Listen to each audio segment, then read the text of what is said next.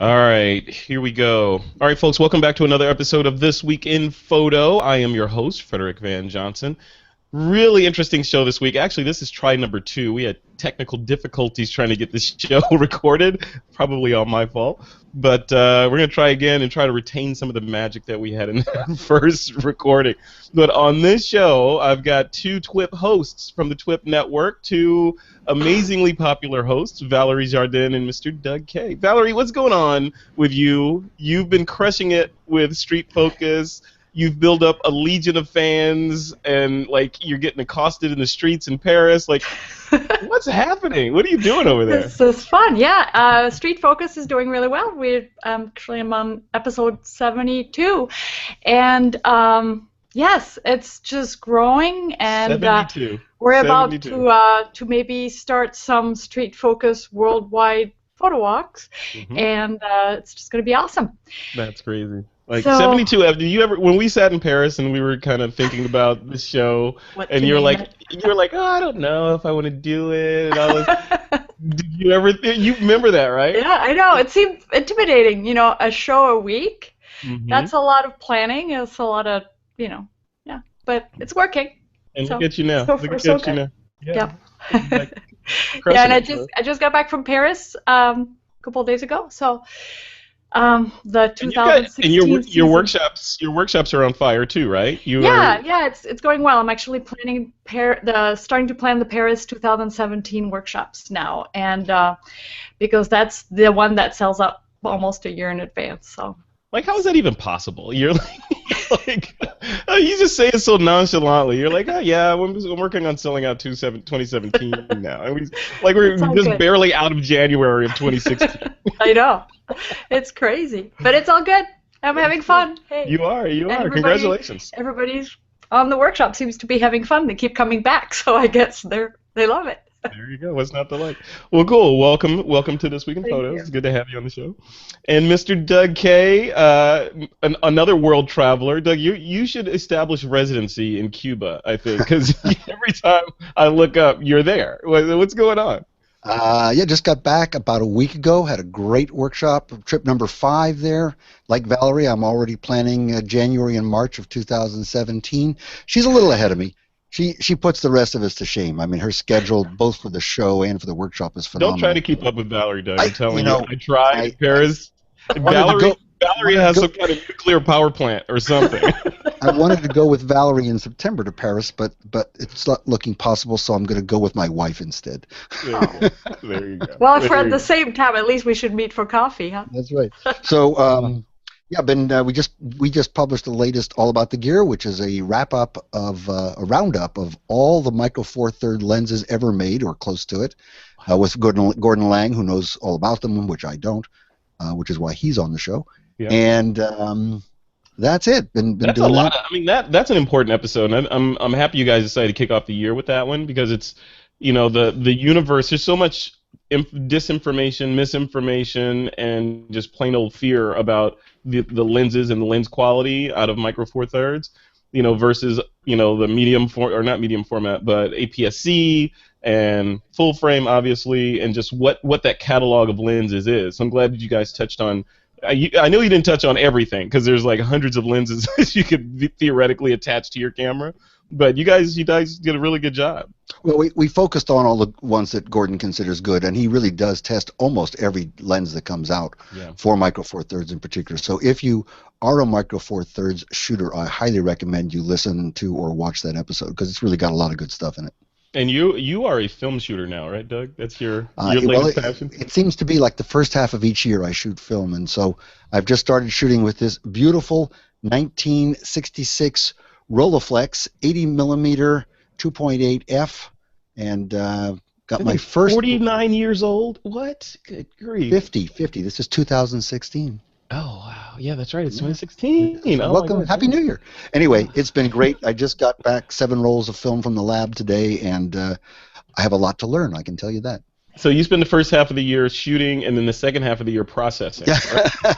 Well, it just happens that last year I shot 35 millimeter film with a Leica M6, and I remember that. it was by chance. And I really wanted this camera, and I looked and I waited until I could find this exact camera in mint condition, and I'm real happy with it.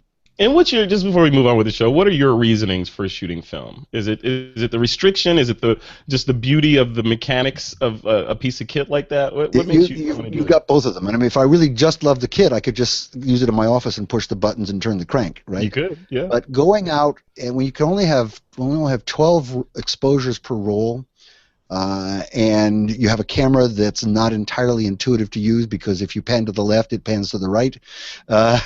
Things like that, manual everything. It really none of that sounds enticing to me, though. It's, we had a discussion about it with a friend the other day. If every shot to you is absolutely important, like you have an assignment, you don't use the camera like this. Sure. But if you can go out and afford to not make everything precious, if you can go out and enjoy yourself and try and challenge yourself, then you get a lot out of this. And when you do go back to digital and autofocus and auto exposure and all that stuff, it gets pretty easy, I'll tell you that. Yeah. It's like, but it's really good practice. It really is, and I enjoy it. That's cool. All right, well, welcome to both of you guys. Let's dive into the show. Valerie, you brought this to my attention because obviously, like you said before we started recording, I've been living under a rock and I didn't see this thing destroying the airwaves or the interwebs.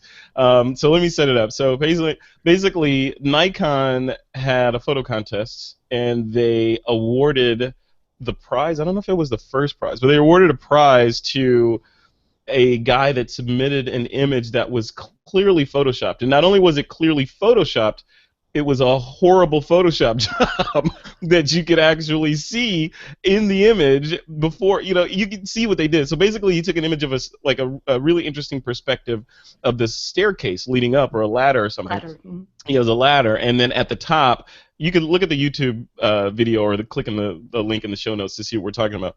But at the top, in the center of the opening, he put a plane there, like a silhouette of an airplane or a jetliner up there, But the interesting thing, perfectly lined up, like impossibly lined up, perfect, right?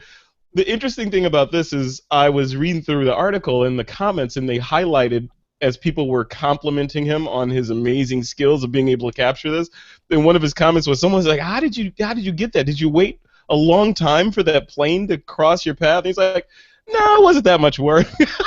Yeah, not so long. I got lucky. Yeah, it's so crazy. So Valerie, we want you to beat this guy to death because obviously he's being beaten to death on the web already. No.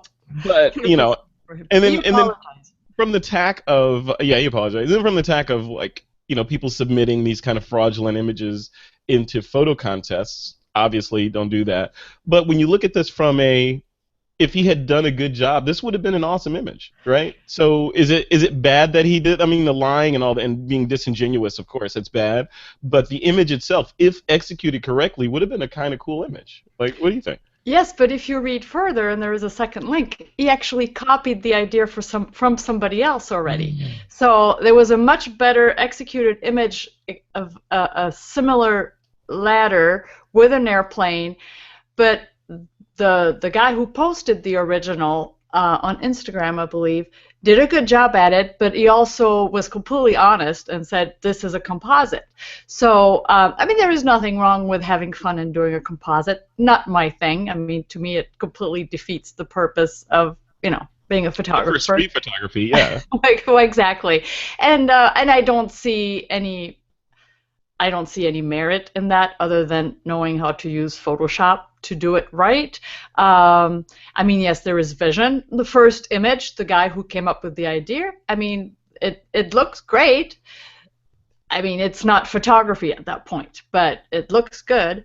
But it's hilarious that he did it poorly, and then and entered a contest with it, which actually just doesn't make any sense, and won.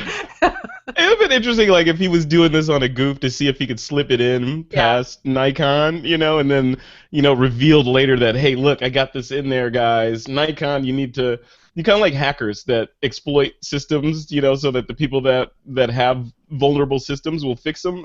If he was doing that, that would have been one thing. But he got, he did a bad Photoshop job, then got caught, then apologized for it. And like you said, Valerie, not only that, but he was plagiarizing, a piece of work. I don't know. Doug, what do you think of this? Valerie has a valid point. If he's if he's passing this off as street photography, that's one thing.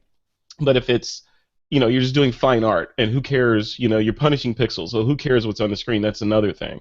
But I don't know. What do you think about this whole thing? Well, a couple of things. First of all, the image that you first see is not so obviously photoshopped. You have to actually go in there, as the discoverer showed, with a levels adjustment to actually bring out the bad quality of the Photoshop job. Mm-hmm. And a lot of the criticism falls to Nikon, and I think that's unfair. I don't think that Nikon's job is to go in there and do adjustments on every image to determine whether or not they were processed in Photoshop or not. Obviously, the fault lies with the guy. I think for something like this to represent an image as a non-composite without making that clear, I think is not good. I agree with Valerie. It doesn't show any particular skill. But I think in particular to not make it clear that this is a composite image, I think is a big mistake.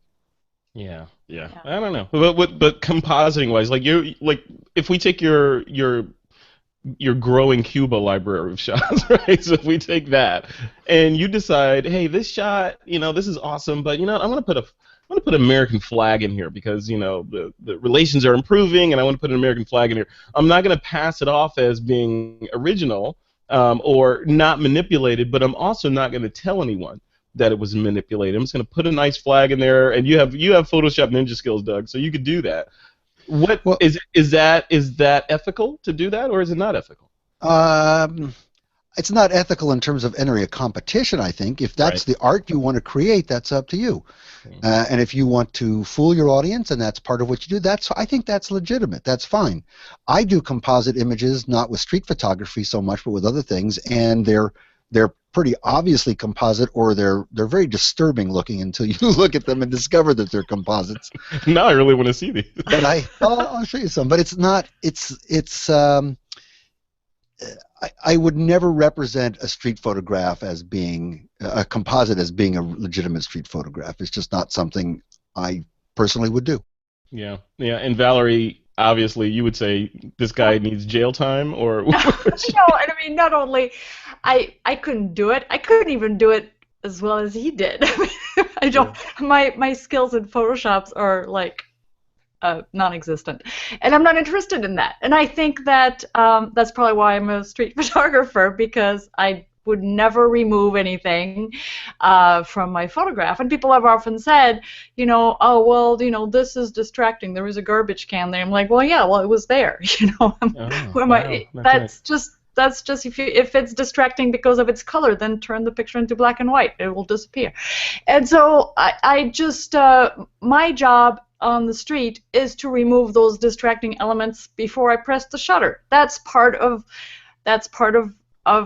jobs as street photographer, is to photograph real life and to frame, to crop in camera, to position ourselves so that there are as few distracting elements as possible, and that's part of the fun, and that's part of the merit.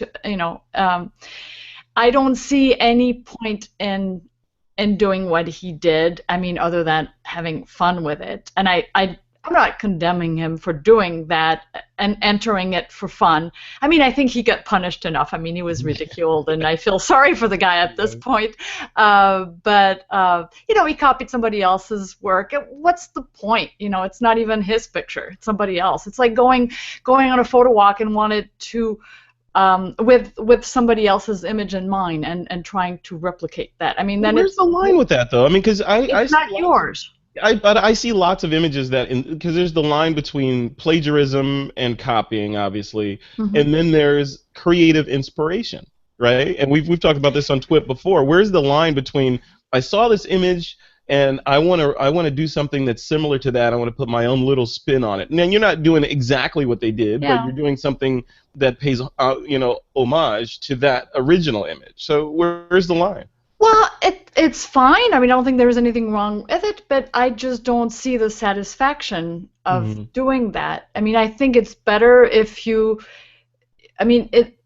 have your own vision and make your own work. Why try to replicate somebody? I mean, to some extent, Yeah, I don't know. I guess it all depends. It's too. interesting because you've got It's a tough one. two street photographers on, so you're really only getting a single perspective here. Valerie is one of my sources of inspiration. I've learned a lot from her, and I'm at the point now where I rarely will crop an image. I don't straighten my images. I do some contrast and exposure adjustments, but very little else to my images. And if I do, I consider it actually a bit of a failure if I need to do that to make an image good. But it's the same as going out and shooting film. It's my challenge to myself is to try and get the thing completely right in camera. And when you work at it, you get better at it. But I have a friend who does very creative work. She does it all on her iPhone. She uses all of the iPhone apps. They're heavily processed images. They're gorgeous. And almost every image she uses a filter that puts in little black birds. And, just like this airplane. That's cool. It's become her trademark. I always know one of Gail's images because it's always got the exact same little black birds somewhere in the image. Yeah. So, we need a link to that. I want a link to her stuff. And because, photography is a very rich and broad field. Valerie and I are in street photography right now. She's done commercial. I've done other fine art things. And all of this counts. The question is, the big question for me was the contest. That I think is a no-go. But in terms of doing different things and experimenting and even lying to your audience, if that's what you want to do, go right ahead. I think it's all legitimate. Yeah. I mean, the camera itself at its most basic is just a light gathering tool, right? So it's going to record light. What you do with that light or that recording on the back end depends on what the end use is and what you call yourself. So if you say that you're a street photographer, that comes with a certain list of guidelines and expectations and do's and don'ts that you must adhere to in order to call yourself a street photographer or a photojournalist. Photojournalism and street photography are very similar, right? But if you are a commercial photographer or you're an artist, a fine artist, and you're gathering pieces to create an overall vision and you're going to create a composite, something completely different. I think like Doug, to piggyback on what you're saying, where the problem lies is when you cross those streams and say you're one thing but you're really doing another. So you say, yes, I'm a photojournalist or I'm a street photographer, and then you go manipulate all your images to make your stuff look almost as good as what Valerie did straight in the camera, right? So that's where it breaks down. I mean, and there is no right or wrong answer. We all do this for ourselves, and here, I mean, obviously he wasn't trying to sell. I mean, but he crossed the line with the contest and making it sound like it happened. I mean, that could have very well happened. You're at the right place at the right time. If he knew that was a flight path, if you position yourself in a certain way and you're patient and you're persistent and you can anticipate, you could almost get that shot if you're at the right spot. Yeah. But, that would take a lot of effort. Right. Did you guys see the some of the ensuing memes that came off of that? The internet is just ruthless. So you got audience, you got to look at the shots, right? You got to look at the shot that he did and the one that we're talking about. Everybody saw it, Frederick, except me. Except me. So all right. So anyway, the memes are really interesting. I love that. I love that people do that and just like, okay, let's just riff on this. Let's put a stormtrooper in there. Let's put Darth Vader in there. This shows you that you have to be careful. I mean, you can. This guy probably had no clue he was going to go viral. He's like, no one's going to see this. I'm just going to do this real quick and put it in there, and boom, now it's on fire. Oh, crap, I won. Yeah, like, what do I do now? Should I tell him or should I not? I'm sure he went through that, Poor guy. So, Che Yu Wei is the photographer's name. Dude, we forgive you. It's okay. We understand. We rap on the hand in the court of TWiP. We're going to let you go with a warning this time. No jail time from Valerie. Oh my gosh, I feel guilty once I removed a piece of garbage on the cobblestone for a photograph that was going to be printed. And I thought, well, I should really remove this it was like a gum wrapper. And I felt guilty for removing that. So, there. Jeez. See, that is just so interesting to me. See, I am not. I can't wear the label street photographer because no pixel is safe in my hands. They all deserve to be touched in some way or another.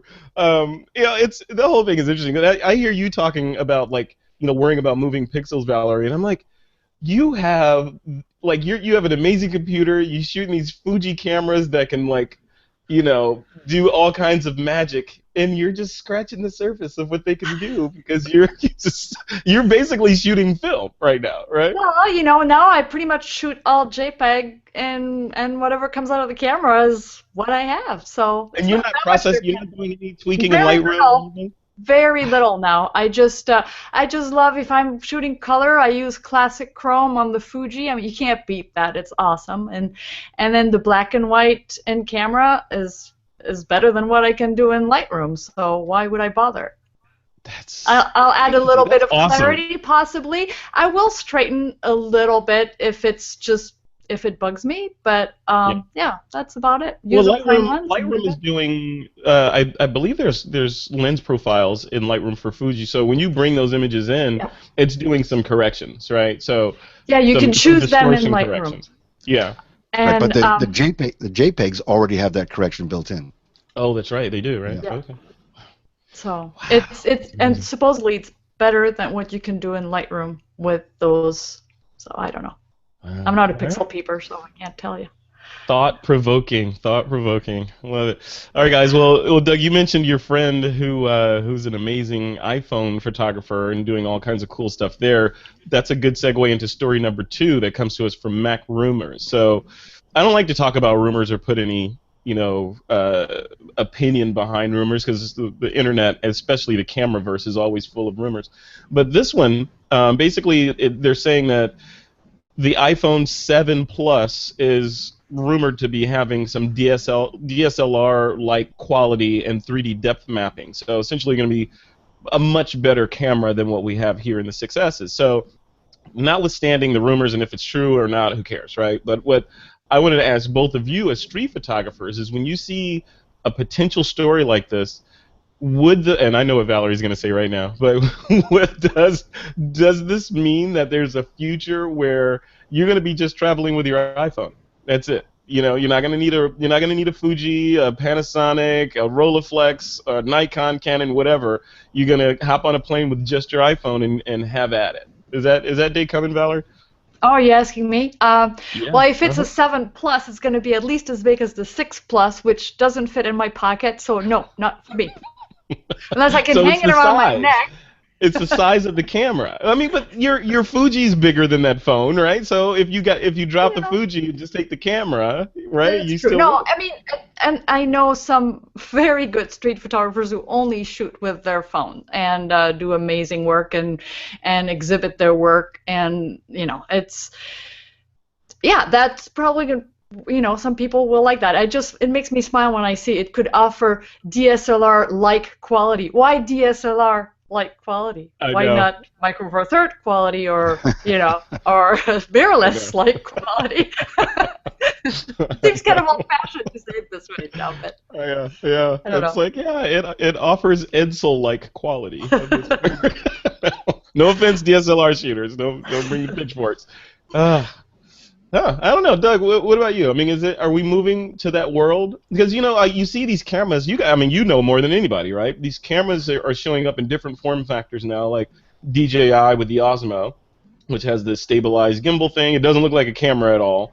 We've got all these different things that are showing up that you can do now that we're using mirrorless technologies, and you're not encumbered by the all that other stuff that goes with the legacy systems. If you look at where Apple's track record in terms of improving the camera in these devices, and now you have a computer with a screen and software and connectivity, and now DSLR-like quality. Is my camera bag just going to be in my front pocket now? Well, I think one of the things this makes me realize, not that I didn't already, but that we have not seen the end of continued improvements in digital imaging. Yeah. We may say, oh, God, the cameras are so good, they can't possibly get any better. But now they're going to, and I think it's too bad that they said DSLR DSLR-like quality, because it's probably better than that. Obviously, the DSLR nature is not what makes the quality good or not. But this technology from Linux Imaging is pretty impressive. I've not seen the images myself, but I've read about them, and there's certainly an example of, if there's a problem with DSLRs, it's that they haven't recognized that the marriage of compute power and optics and sensors is the wave of the future. That cameras now, like Valerie's Fuji's, like my Leica Q, can do amazing things without depending totally on optics, which is what old cameras had to do. Now it's optics plus processing. And here's an example of something that's going to have tiny sensors, whether they release this or not, who knows, but tiny sensors and the ability to do some rather remarkable things in imaging. And we've really just scratched the surface of where this could go. Yeah, it's crazy. I mean, because I was talking with some folks over the weekend. We were talking about drone technologies, and we were talking about the whole idea that, this stuff is just at the beginning. Like you said, Doug, it's just at the beginning of these technologies are just starting to take hold, and one advance in one area begets other gigantic advances in other areas. So, like, for example, battery life, right? So if you solve the battery life problem, now you can do all kinds of crazy things, especially with drones and with phones and cameras and all this other stuff. So, yeah, it's interesting where things are going. What was that first drone? Was it called the Rabbit or something like that? There was a $300 drone that was a toy, really. And you could control it with an iPhone, and I got one of those things. It was like only like 3 years ago, 3 or 4, maybe 4 years ago. Yeah, I remember that you could buy those at like Brookstone or something. Right. And this was the first, consumer drone, and in an incredibly short period of time, look where we are with drone photography. I mean, we've even got FAA licensing of the damn things. Who would have thought that? In 3 years. It's just been phenomenal. And like you say, that's because of breakthroughs in small cameras, GoPro, and now DJI saying, sayonara GoPro, we don't need you anymore. So, it's pretty fascinating. We've seen this technology advance, and I got to say, I've seen Valerie and her embracing of technology advance, not at the same pace as technology, but it's still advancing. So, Valerie, if I ever see the day when you are taking a drone on one of your workshops, I'm gonna dance a jig. I'm telling you. That's good. What happened? We lost one. No, actually, it came back. Remember? Oh yeah, you told me about that. She had a boomerang drone that found its way home. Came back a week later. So, but Valerie is the beneficiary of this technology. She's using a Fuji X100T, which is one of the most technologically advanced cameras on the market today. Right. She just happens to throw it into automatic mode, or close to it. But I'm sure she's not doing it quite that. But anyway, it's she's the beneficiary, and therefore so are we. Yeah. Love it. It's cool stuff, man. This is exciting. This is what keeps me excited about doing the show, because there's always something interesting to talk about. There's always these cool tools and techniques and even controversy to hit on. Let's continue. This is like a gear show, so let's continue with this next story. Sorry, Valerie. This next from PDN Online. So Olympus is aiming at both of you with their new Pen F. So Olympus debuted its first Pen F in 1963. A few things have changed in the intervening years, but evidently our affection for knobs and dials is not one of them, at least if the 2016 edition of the Pen F is anything to go by. This new thing, a camera, is aimed at street shooters and rangefinder aficionados. The new Pen F is loaded with manual controls and a retro aesthetic, but boasts many modern technologies on the inside, and that includes a 20 megapixel live MOS sensor with no low pass filter, 5-axis image stabilization, and up to 5 stops of correction. Micro Four Thirds lens mount, and a 2.36 megapixel OLED viewfinder. Doug Kaye, looking at this thing, so when I first saw this, I gotta tell you, I love Olympus. I love all these different cameras that are coming out from all these manufacturers. But I'm getting to the point now where I'm like, okay, really, do I need this? Do I need to get excited over this? Because it's got dials on it, and it harkens back to the Pen F from 1963. Is it, or should we be more focused on photography techniques and getting better at image capturing and storytelling than, I don't know, or am I just being a curmudgeon? What do you think? Well, I mean, we do need Or being a curmudgeon. No, I would never say that. We do need cameras, you know. So and there's no reason that you can't have a better camera. Unfortunately, this isn't one of them. There was so much good stuff that came out during the month of January. It was announced, at least. I don't have my hands on this. Gordon doesn't have his hands on it yet. I don't think he's doing a preview on this camera, but I think it's a miss, primarily because of the cost. This thing is, look at my notes, this is a $1,200 camera at the full list price.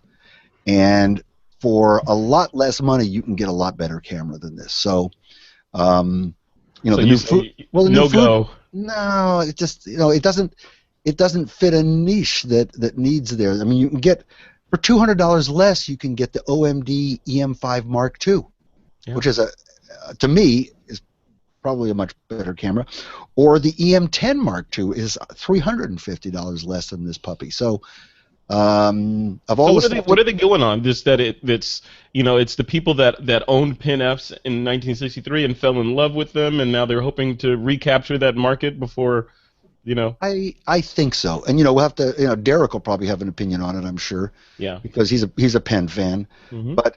You know, it's got a few of the features. You know, you can do the composite 50 megapixel JPEGs by combining multiple exposures by jiggling the sensor around that thing. Mm-hmm. But it doesn't do 4K video. It's not weather sealed, and you know, it's $1,200. That's a lot of money for a camera in that category, I think. Yeah. Valerie, I'm not even going to ask you because I know what you're going to say. I'm on the wrong show. You just had the Fuji show like 2 weeks ago. You know, the new Fujis that were announced look really exciting, though. Yeah, I know. Yeah, Valerie, what about those? So the new Fujis that came out. I mean, are you on that bandwagon? Are you? Yeah. No, I got the X70 to play with. And that has touch screen. I mean, a lot of what people have been asking that are not so important to me because I don't need a flip screen, I don't need a touch screen, but that's what people want, and it works great. I mean, this is like the X70 is like it fits in my pocket. It's the same quality as the X100T, and it's much smaller, and I think it will run around $800. So again, probably similar. I don't know, maybe the same type of people. I don't know. I feel like this Olympus would be more the same category as the Fuji X100T. Don't you think, Doug? Well, no, it's interchangeable lenses. Oh, that one is okay. Yeah. Yeah. Okay. No, I think, you know, the X70 I think is, well, totally different category of camera, I think. Yeah. But you know, not to get too geeky here, but Fuji is Fuji is without question the vendor who does a better job of listening to its customers, to making firmware improvements, to making camera improvements that really respond to what their users tell them, and hopefully that they're reaping the rewards of that. Yeah. But I mean, Olympus is popular among street photographers for sure. I mean, I can see in my workshops, it's probably the second most popular camera on workshops for street photography. Yeah, the EM1s and the EM5s are great cameras. I just think this particular one misses the boat. Yeah, I don't know.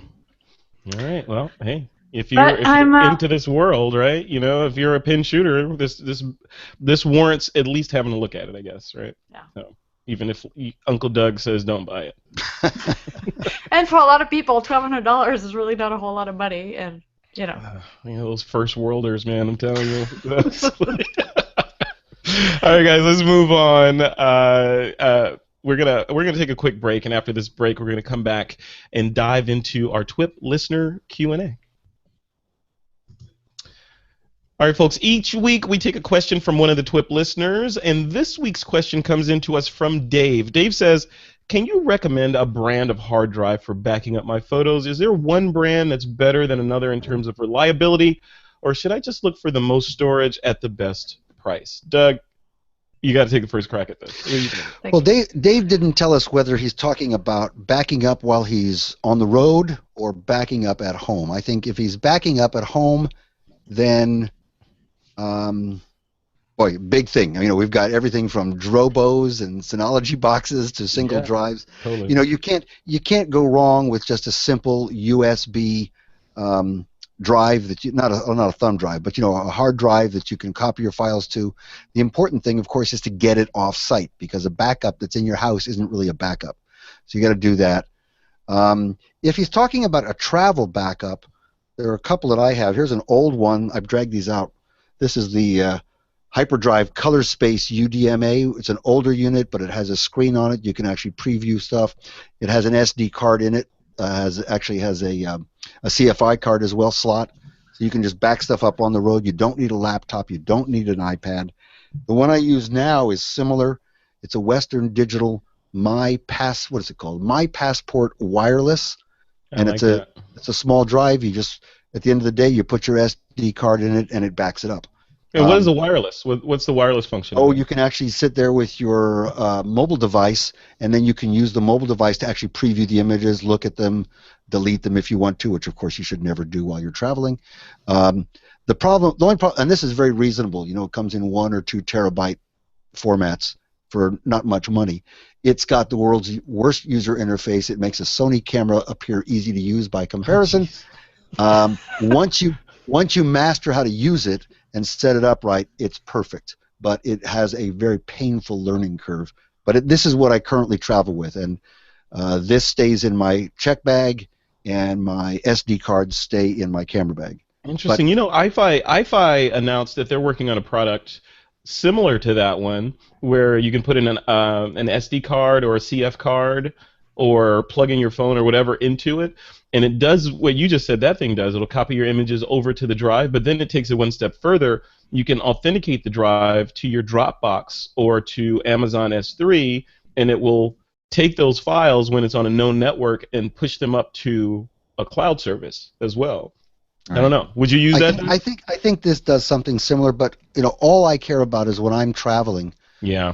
That I want to have 2 solid copies in 2 different places of everything I shoot. That's all I care about. I'm not getting. And where are those 2 places? So you have it on that drive, and then they're still on the memory SD cards. I never reuse an SD card while I'm traveling. Yeah, I took that advice from you. They're cheap. I just buy more. Yep, love it. Valerie, you have anything to add to that? How are you backing stuff up? Well, I do back up with. I have external. They're called Western Digital. Mm-hmm. A MyBook desktop external hard drive, yeah. And I rotate every month one off-site, and then nice. So I have 2, and I rotate them, and then I do backup with Backblaze as well. So so you're covered, yeah. Yeah. What did you think? Yeah, I don't know. I pass no judgment. Underestimating my answer. I can tell. I wasn't underestimating. I was just, proceeding with caution. And when I travel, I do not format my SD cards until I'm back home and they're backed up on my desktop, the external hard drive, and Backblaze. And do you so my thing is, if I come back home, even though they're backed up to all those locations, I still don't format my cards until I get ready to go on to the next. Yeah, so that's part of my routine of like when I'm getting ready to go on another trip or whatever, I format at that point and not, because I'm like, why should I delete it? Backup, I just formatted something in Paris from Paris January last year. It's just happened to be an SD card that I hadn't used in a year. Yeah. So why format right away if you don't need them? Yeah, it's not like it's messy. It's just, right. rearranged electrons. Cool. All right. Well, Dave, I hope that answered your questions. So there is no one particular hard drive. I think the takeaway from this conversation is even me. I mean, I have Western Digital drives. I have what do I call it? The My Passport.Pro. So it's like your drive, Doug, but it's a RAID. It's got two 2 terabyte drives in there that it RAIDs together, and it's got that's like Valerie's setup, I think, not mine. Yeah, and I have that too. That's what I have to back up the desktop machine. Okay, and that's fine. It's a little heavy, but it's got a lot of stuff on it. So, your mileage may vary. I mean, these drives are so cheap. You remember back in the day? I mean, these drives were insanely, ridiculously expensive for nothing.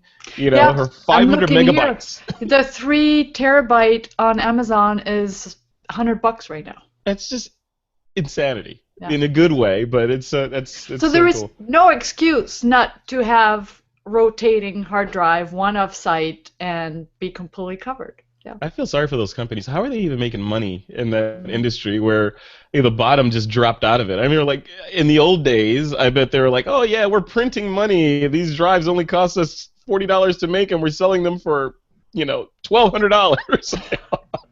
And now it costs $40 to make, and they're selling them for $100. So yeah, crazy.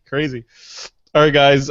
Listeners, if you have a question you'd like the panel to answer on a future episode of the show, just visit us at thisweekinphoto.com and click on that Submit a Question link, and you can send us a question or leave us a voice message.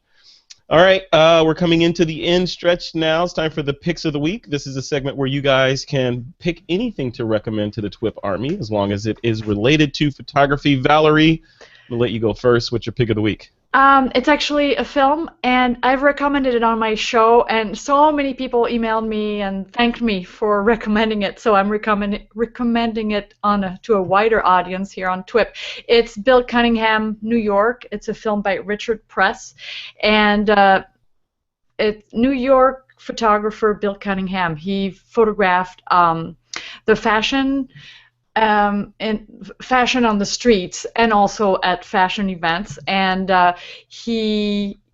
it's such a beautiful film. You don't even have to be a photographer to love this film, but it's all about passion, and it's wonderful. I can't recommend it enough. Where do you get that? You have to buy it, okay, so now you can get it if you're on Amazon Prime. You can actually get it at no cost, and you can rent it from iTunes. I received it as a present from one of my workshop participants from the New York workshop, actually, and I just loved it.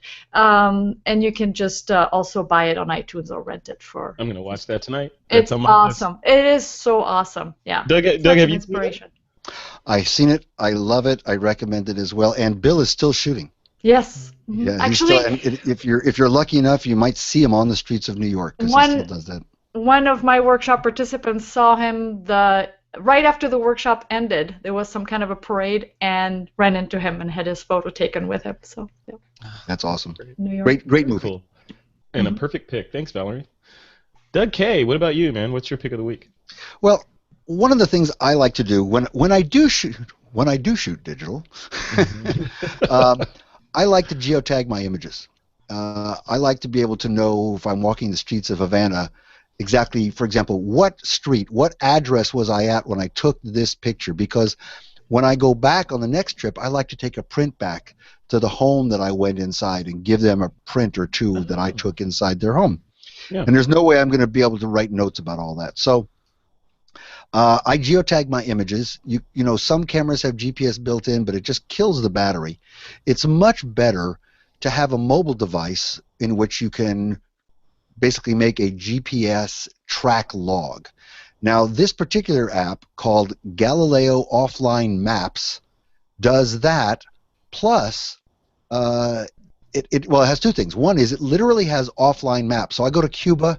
I may not have internet service for a while. I might not have cell service, but if I preload the map for Cuba, I have a street-level map of all of Cuba in my phone for $4. That's important. And so I have bookmarked every restaurant that I go to, every gallery or dance school that I've ever visited. They're all in a file that I have. And when I'm there, I also record a track log, which I then use in Lightroom to geotag all of my images. So and it's a beautifully designed user interface. I highly recommend the $3.99 Galileo Offline Maps app, and it's got maps for everywhere in the world. Wow, Valerie, that sounds like something you need. Wait, you are. Sorry, you what? know Paris like the back of your hand. I mean, you're like, what? Map? Who? Where? Oh no, not me. But that's cool. I like that, Doug. Very good.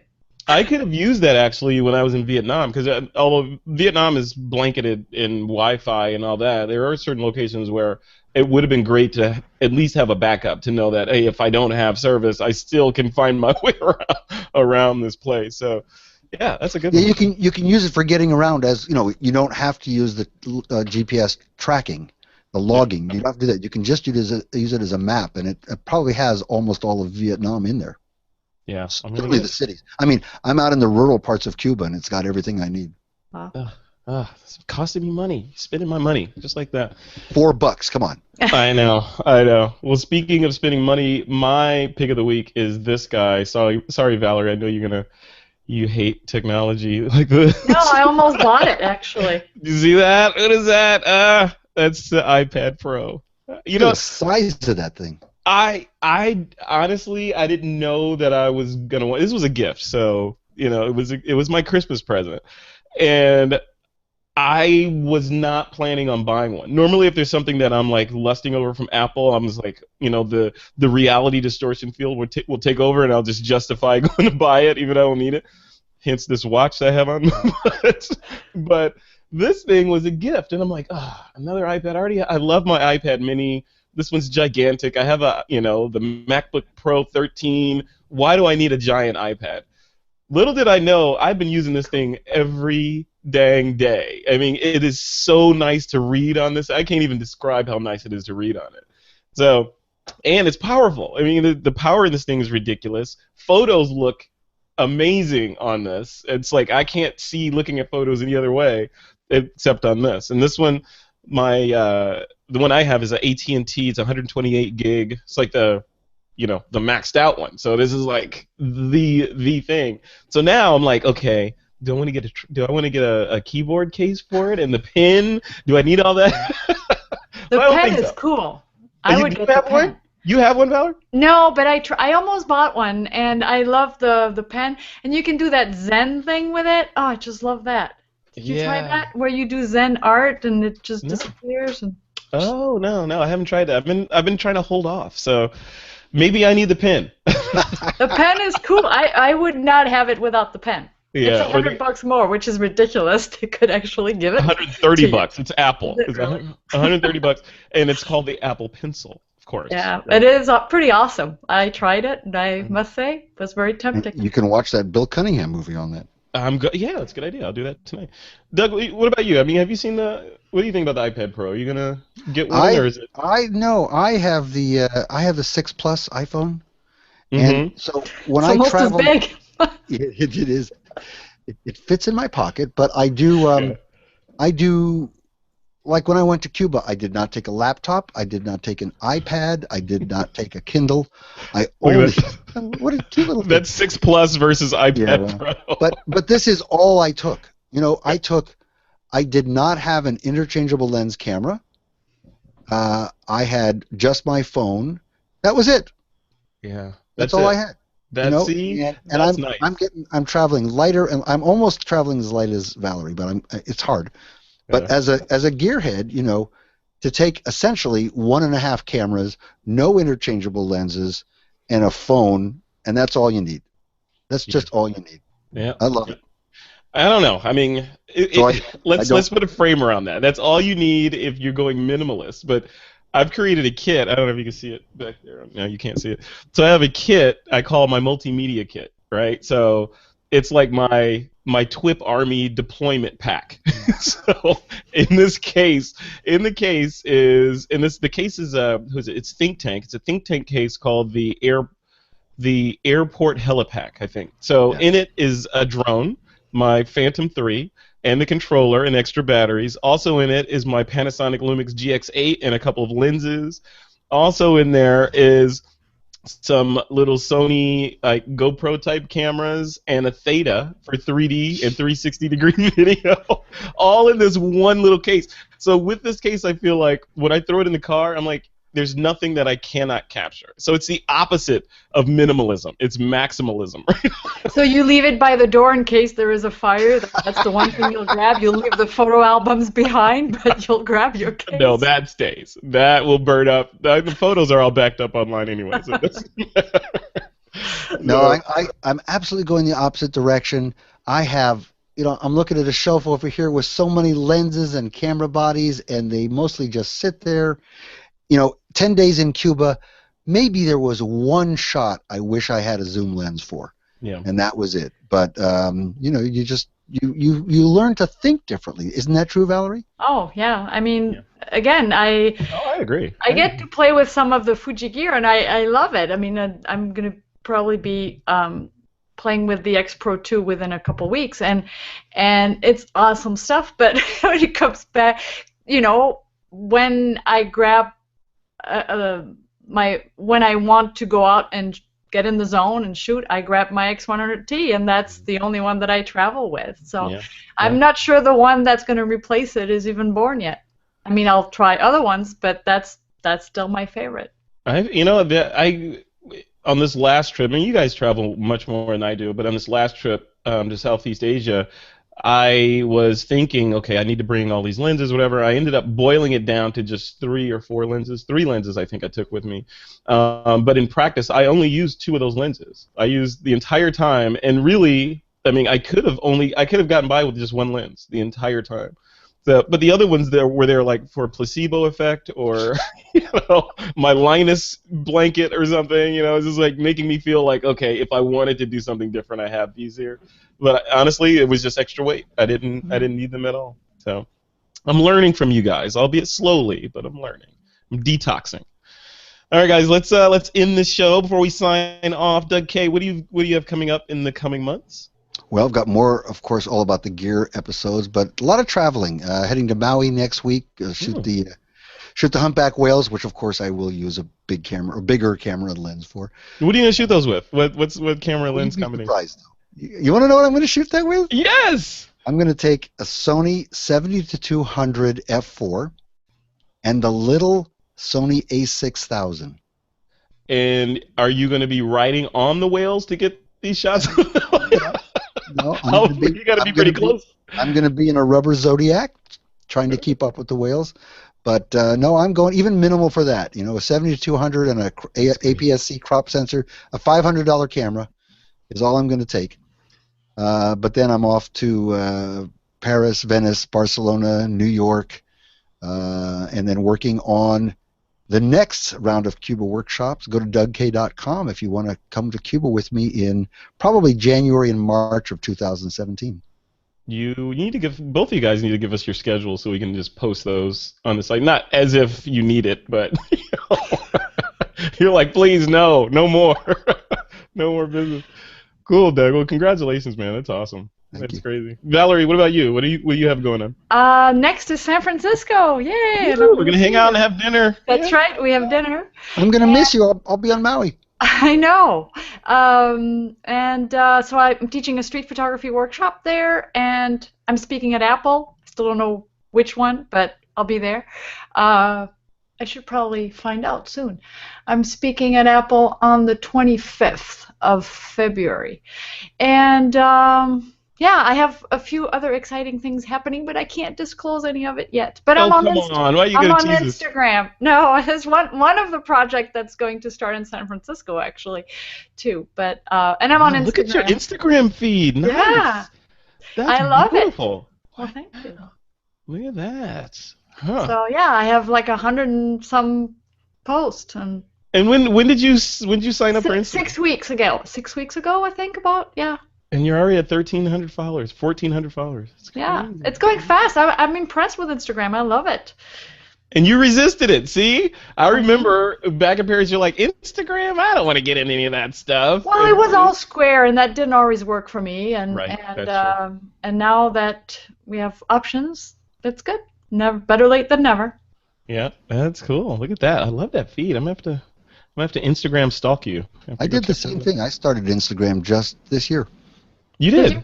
Yeah, actually, I was on there before. I had posted one photograph. So, but I found one of the problems was that you can't normally post to Instagram from a browser. You have to use your mobile device. Right. And I found an app called UP, U-P, and it allows me to post from my browser. And once really? That's going to be my pick of the week next time. Up? What is it? Is it called Up? Yeah. Yeah, I think it's just called Up. Hang on a second. Let me start it up. I'll tell you the full name of it. And what's your Instagram handle? Because Doug Kaye is some other dude. DKAYE. Okay, got it. Go to DKAYE. You'll see me there. But Up there he is. Up is... Who makes this thing? It's made by Some Chinese guy. Look at that. Anyway, just look for up. All right, we'll put the link in the notes, and we'll. I will. Okay. Awesome. All right, And guys. it's a nice little app for that. So now you're on Instagram. Now we just got to get you on Periscope and Snapchat, and it'll be all good from there. Well, I left Google Plus. You left Google Plus. Like, what does that mean? You just stopped using it, or you Stopped closed your using account? it completely. I never open it. Wow. Why? Out of protest, or just you too busy? No, it was just they were making it so difficult to use. They changed the user interface and made it ugly and awkward. And I said, who needs it? I got Facebook, Instagram, 500px, and Flickr. That's it. That's it. Yeah. Wow. What about you, Valerie? I'm still on Google Plus and Facebook page and Instagram and Twitter. That's it. Okay. No Flickr? Oh no, never. And you know, I think you should. I think it's better to do less but better, and it's time-consuming enough as it is. Yeah. Yeah. No, I love I it. mean, it's all the questions you get asked and everything, and if you want to do it right, you need to answer people's questions, and yeah, so. That's the key, right? You want to be on all these networks, and when you're on these networks, you have to be social because there's social right. networks, and it takes time to be social, and you know. And as it grows, it's more questions, and it's all good, but yeah. You only have so much time, and That's you know right. you got to fit in family and eating and sleeping and maybe taking a photo here and there, right? Crazy. All right, guys. Thanks for coming on the show and putting up with the technical difficulties at the beginning. Everything held out. Hopefully we were recording. I think we were. We are at the. I know. We're at the end of another episode of the show, and I thank FreshBooks for their support. And be sure to visit our website over at thisweekinphoto.com. And with that, it is time to take that lens cap off.